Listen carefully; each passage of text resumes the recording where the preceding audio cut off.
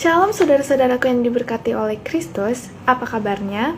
Saya yakin dan percaya bahwa kita semua sepanjang bulan ini, sepanjang minggu ini, dan sepanjang hari ini telah merasakan dan menikmati kebaikan Tuhan dalam kehidupan kita. Nah, pada video ini saya akan merefleksikan perumpamaan yang tertulis pada Alkitab, khususnya di Injil Matius, pasalnya yang ke-13, ayatnya yang pertama sampai ayatnya yang ke-9. Nah, di situ tertulis tentang perumpamaan seorang penabur. Sebelum kita merefleksikan ayat ini, mari kita awali dulu dengan doa. Kita meminta pertolongan kepada Roh Kudus agar kita dapat mengerti makna dan arti yang ada di balik perumpamaan tentang seorang penabur tersebut. Mari kita bersatu dalam doa. Bapa kami yang ada di dalam sorga, dikuduskanlah namamu di setiap hati kami, datanglah kerajaanmu di setiap pribadi kami, jadilah kehendakmu di setiap hati, pikiran, perasaan, perkataan, dan tingkah laku kami. Tuhan Yesus Kristus, kami bersyukur dan berterima kasih buat segala hal yang telah Engkau berikan bagi setiap pribadi kami. Saat ini Tuhan, kami akan belajar bersama kebenaran firman Tuhan. Biarlah apa yang kami terima lewat firman Tuhan saat ini itu dapat menjadi rema dalam kehidupan kami. Roh Kudus urapi kami untuk dapat mengerti dan memahami apa maksud di balik isi hati Tuhan yang akan disampaikan bagi setiap kami. Kami berdoa agar supaya kami bukan hanya menjadi pendengar dan penikmat firman Tuhan saja, tetapi biarlah Roh Kudus yang memberikan kekuatan kepada kami untuk menjadi pelaku-pelaku firman Tuhan yang melakukan firman-Mu dengan taat dan setia. Urapilah hamba-Mu dalam keterbatasanku. Aku hanya bergantung penuh pada kekuatan pengurapan Roh Kudus. Biarlah Roh Kudus yang mengambil alih penuh setiap firman Tuhan yang akan disampaikan. Hanya di dalam nama Tuhan Yesus Kristus kami berdoa. Haleluya, amin. Baik saudara-saudari yang dikasihi Tuhan, mari kita bersama-sama membuka Alkitab kita, Matius 13 ayatnya yang pertama sampai ayatnya ke-9. Kita berbaca secara bersama-sama.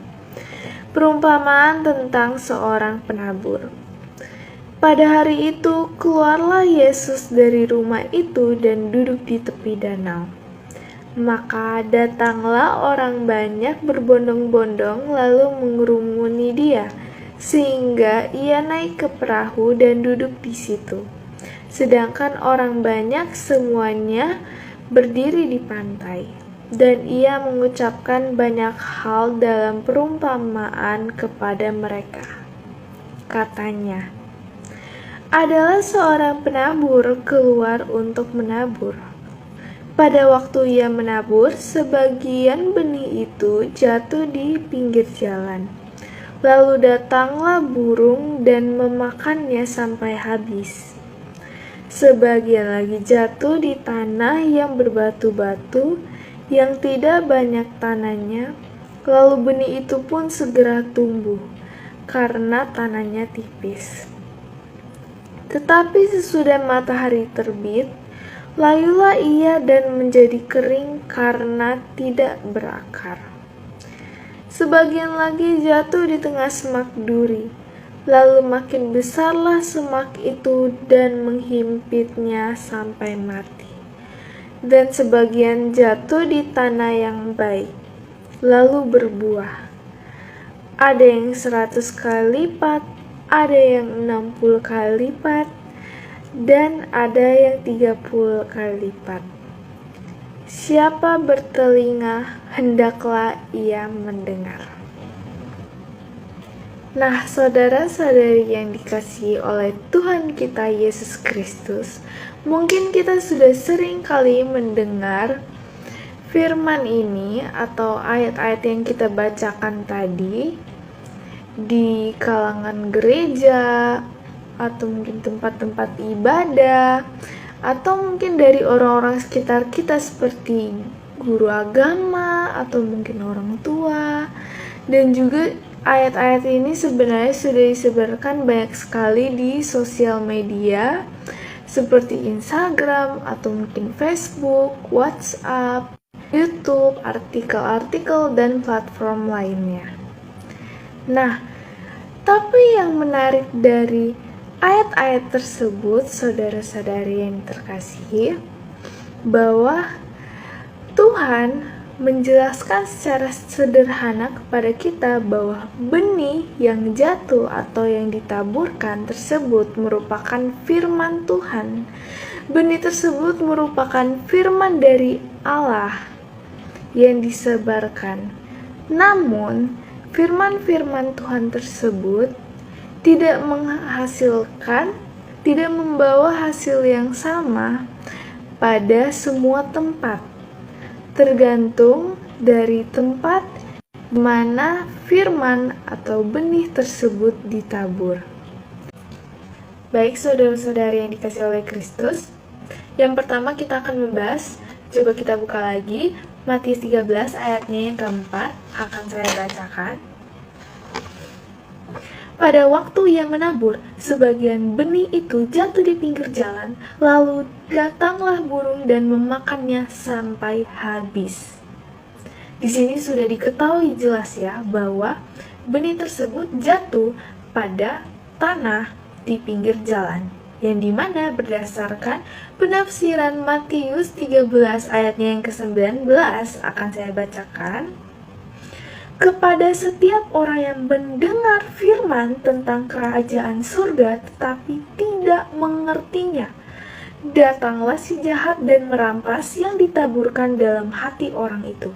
Itulah benih yang ditaburkan di pinggir jalan. Kata tidak mengertinya dalam perumpamaan ini itu sama sekali dengan konteks yang akan kita bahas.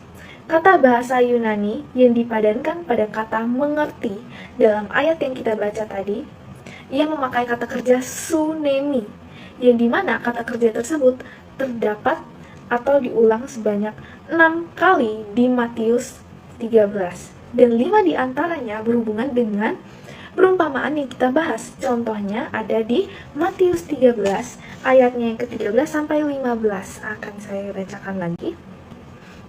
Itulah sebabnya aku berkata-kata dalam perumpamaan kepada mereka, karena sekalipun melihat mereka tidak melihat, dan sekalipun mendengar tidak mendengar dan tidak mengerti.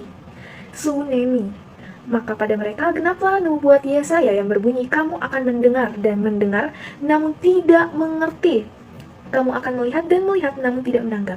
Sebab hati bangsa ini telah menebal dan telinganya berat mendengar dan matanya melekat tertutup, supaya jangan mereka melihat dengan matanya dan mendengar dengan telinganya dan mengerti sunemi dengan hatinya lalu berbalik sehingga aku menyembuhkan mereka. Nah, saudara-saudari, yang menjadi persoalan di sini adalah munculnya pertanyaan, mengapa mereka walaupun sudah mendengarkan firman Tuhan, tetapi tetap tidak mengertinya? Nah, jawabannya ada di Matius 13 di ayatnya yang ke-15. Saya akan bacakan ulang. Sebab hati bangsa ini telah menebal, sebab hati mereka telah menebal, maka mereka walaupun sudah mendengarkan firman Tuhan, tetap tidak mengertinya. Nah, seharusnya seseorang yang telah diberikan telinga oleh Tuhan seharusnya dipergunakan untuk mendengarkan firman Tuhan. Seharusnya kita semua mempergunakan hati kita, bahkan hati yang lebih dalam dari pikiran, untuk memahami firman Tuhan. Namun pemahaman dari perumpamaan ini bukanlah sekedar pemahaman mental yang sederhana, melainkan kata mengerti di dalam perumpamaan ini, saudara-saudariku yang terkasih, adalah bagaimana kita menanggapi firman Tuhan yang telah diberikan kepada kita dengan segenap hati kita, dengan segenap pikiran kita. Maka dari itu, firman Tuhan, hasil dari benih yang ditaburkan, hasil dari firman Tuhan yang diberikan, tergantung kepada jenis tanahnya, tergantung kepada orangnya. Baik, yang kedua ada benih yang ditaburkan di tanah-tanah yang berbatuan. Mari saya bacakan lagi ayatnya. Sebagian jatuh di tanah yang berbatu-batu, yang tidak banyak tanahnya. Lalu benih itu pun segera tumbuh karena tanahnya tipis. Tetapi sesudah matahari terbit, layulah ia dan menjadi kering karena tidak berakar. Nah, untuk penjelasan ayat tersebut ada di Matius 13 ayatnya yang ke-20. Benih yang ditaburkan di tanah yang berbatu-batu ialah orang yang mendengar firman itu dan segera menerimanya dengan gembira. Ayatnya yang ke-21, tetapi ia tidak berakar dan tahan sebentar saja. Apabila datang penindasan atau penganiayaan karena firman itu, orang itu pun segera murtad. Nah, di sini kita dapat lihat jelas bahwa tanah yang berbatuan merupakan orang-orang yang menerima firman Tuhan, bahkan mereka menerima firman Tuhan dengan hati yang gembira, namun sifatnya hanya sementara. Ini disebabkan oleh mereka mengalami penindasan dan juga penganiayaan. Nah, kejatuhan mereka itu karena mereka lemah terhadap penindasan, mereka lemah terhadap penganiayaan. Sedangkan kejatuhan mereka tersebut sepenuhnya bukan berarti karena penganiayaan atau penindasan yang diberikan oleh iblis itu terlalu berat. Karena di 1 Korintus yang 10 disebutkan bahwa pencobaan-pencobaan yang diberikan kepada kita itu merupakan pencobaan-pencobaan yang biasa, yang tidak melebihi kekuatan kita. Maka dari itu, salahnya mereka adalah mereka itu mempunyai iman yang lemah sehingga mereka tidak sanggup untuk melawan pencobaan-pencobaan tersebut. Maka dari itu, dalam kitab Yakobus 4 ayatnya yang ke-7 dituliskan, karena itu tunduklah kepada Allah dan lawanlah iblis, maka ia akan lari daripadamu. Dan juga pada 1 Petrus 5 ayatnya yang ke-9 dituliskan bahwa lawanlah ia dengan iman yang teguh. Nah, maka dari itu sudah jelas kita harus melawan pencobaan-pencobaan, melawan penindasan atau penganiayaan dari iblis dengan iman yang teguh, agar benih firman Tuhan yang ditaburkan kepada kita dapat bertahan hingga membuahkan hasil. Baik, yang berikutnya yang ketiga ada benih yang ditaburkan di tanah yang bersemakan duri. Akan saya bacakan lagi ayatnya, Matius 13 ayatnya yang ke-7. Sebagian lagi jatuh di tengah semak duri, lalu makin besarlah semak itu dan menghimpitnya sampai mati. Nah, penjelasannya itu ada di Matius 13 ayatnya yang ke-22. Yang ditaburkan di tengah semak duri ialah orang yang mendengar firman itu, lalu kekhawatiran dunia ini dan tipu daya kekayaan menghimpit firman itu sehingga tidak berbuah.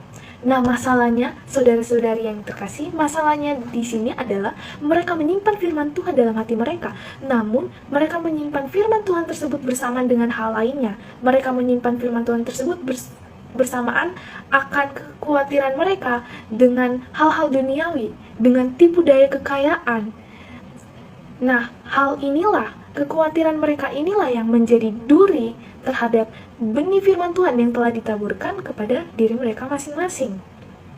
Contohnya adalah begitu banyak sekali orang yang khawatir akan masa depan mereka, begitu banyak sekali orang yang khawatir akan kekayaan mereka, akan harta mereka di dunia ini, dan begitu banyak sekali orang yang khawatir akan hal-hal duniawi. Maka dari itu, pada kitab Matius 6 ayatnya yang ke-25 dikatakan, karena itu aku berkata kepadamu, janganlah khawatir akan hidupmu, akan apa yang hendak kamu makan atau minum, dan janganlah khawatir pula akan tubuhmu, akan apa yang hendak kamu pakai. Bukankah hidup itu lebih penting daripada makanan, dan tubuh itu lebih penting daripada pakaian? Ayatnya yang ke-26, pandanglah burung-burung di langit, ia tidak menabur, dan tidak menuai, dan tidak mengumpulkan bekal dalam lambung, namun diberi makan oleh Bapamu yang di surga.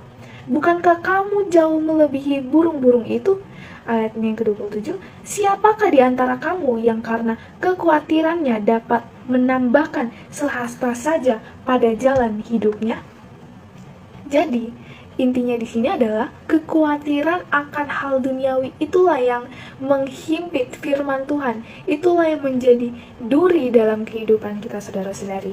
Maka dari itu, jika kita ingin menerima firman Tuhan dengan baik, kuncinya hanya satu. Jangan khawatir. Jangan khawatir akan hal-hal duniawi, akan hal masa depan, karena semuanya sudah direncanakan baik oleh Tuhan Allah. Nah, di sini juga di Alkitab dikatakan, carilah dahulu kerajaan Allah, maka semua yang kita butuhkan akan ditambahkan dalam kehidupan kita. Kita harus memfokuskan hati dan pikiran kita kepada Tuhan Allah, agar firman Tuhan yang telah kita tampung, yang telah kita simpan dalam hati kita tentunya akan bertumbuh dan membuahkan hasil yang baik. Baik saudara-saudari sekalian, akhirnya kita akan membahas tanah yang terakhir, yaitu tanah yang baik. Akan saya bacakan lagi ayatnya. Matius 13 ayat yang ke-8. Dan sebagian jatuh di tanah yang baik lalu berbuah. Ada yang 100 kali lipat, ada yang 60 kali lipat, dan ada yang 30 kali lipat. Penjelasannya mengenai perumpamaan ini terdapat di Matius 13 ayatnya yang ke-23.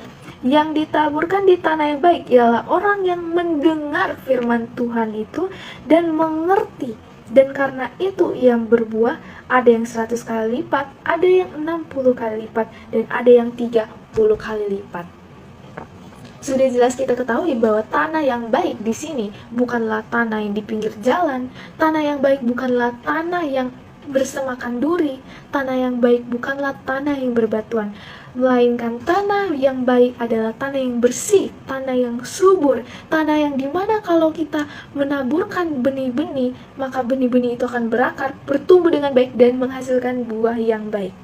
Dalam Lukas 8 ayatnya yang ke-15 dikatakan dengan jelas, yang jatuh di tanah yang baik itu ialah orang yang setelah mendengar firman itu menyimpannya dalam hati yang baik dan mengeluarkan buah dalam ketekunan.